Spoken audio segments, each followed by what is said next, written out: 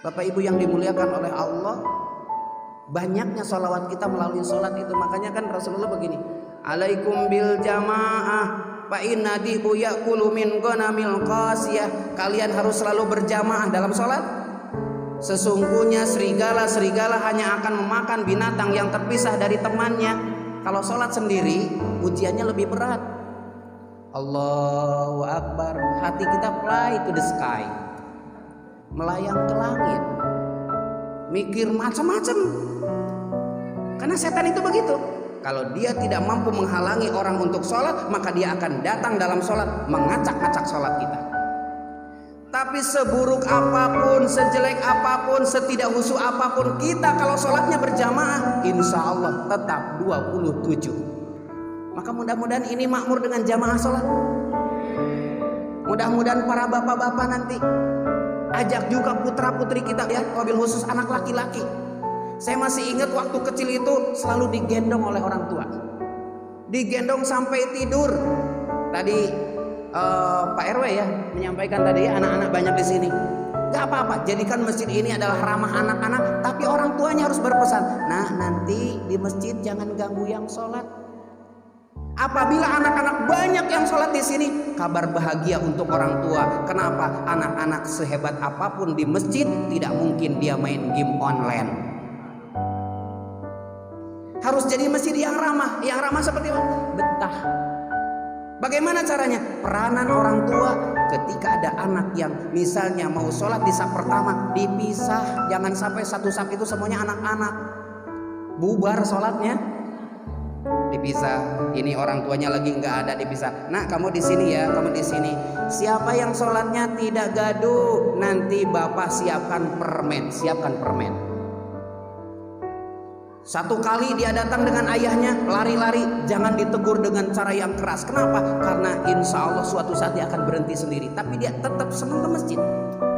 Karena saya tidak pernah melihat ada bapak-bapak yang lari-lari di masjid. Betul tidak? Ada masanya dia hidang. Apa sih hidang teh, Pak Lurah? Ada masanya dia lari, bosan sendiri. Maka ada tim di sini. Ayahnya, Pak DKM, jamaah yang aktif. Begitu ada anak-anak, wah ini pasti nih anak-anak ribut nih, rame nih, langsung. Nah, nanti sholatnya jangan gaduh. Bagi yang tidak gaduh ada hadiah. Siapkan permen atau dikasih 2.000 juga udah girang anak-anak mah. Satu kali, dua kali, insya Allah setelah itu dia familiar dengan masjid. Ustadz, saya nggak bisa ke masjid, takut disuruh imam. Dulu pertama kali ke masjid tiba-tiba disuruh imam, boro-boro jadi imam. Saya sholat sendiri juga nggak bisa.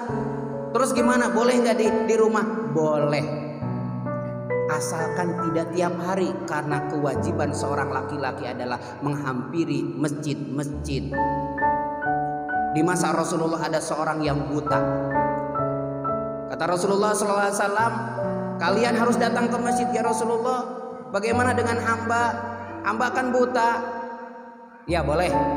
Lalu meninggalkan Rasulullah. Rasulullah manggil lagi. Hal sami'un nida, apakah kamu mendengar suara azan? Naam ya Rasulullah. Benar ya Rasulullah. Kalau kamu mendengar suara azan, maka wajib kamu sholat berjamaah di masjid. Itu orang buta. Jadi artinya apa? Berarti cacat fisik berupa tidak mampu melihat tidak menghalangi kewajiban untuk menghampiri masjid. Ibu bagaimana caranya agar menghantarkan anak-anak senang dengan masjid? Kalau Jumatan bagaimana? Miliki kebiasaan kalau Jumatan, pulang Jumatan misalnya anak laki-laki itu, siapkan hadiah terbaik. Suka es krim? Siapkan es krim di rumah. Setelah pulang dari Jumatan, kasih kabar gembira.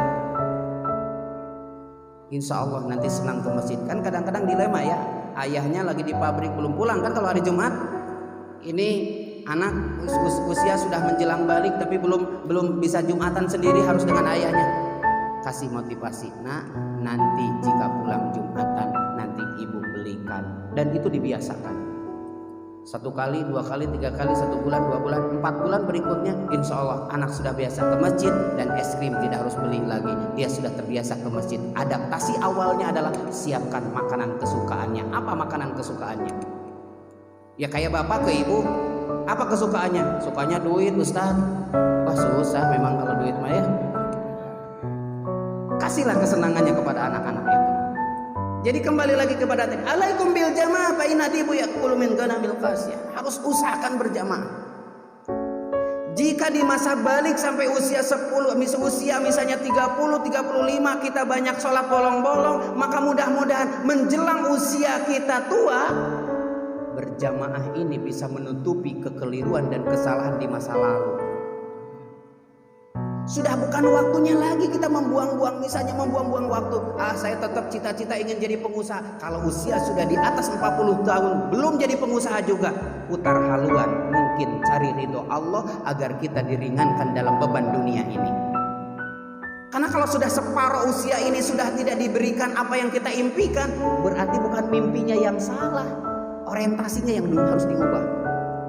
Jangan sampai yang dikejar tidak kekejar, ridho Allah tidak mendapatkan. Maka skala prioritasnya adalah mulai hari ini saya akan memperkuat bagaimana membiasakan sholat berjamaah. Artinya apa?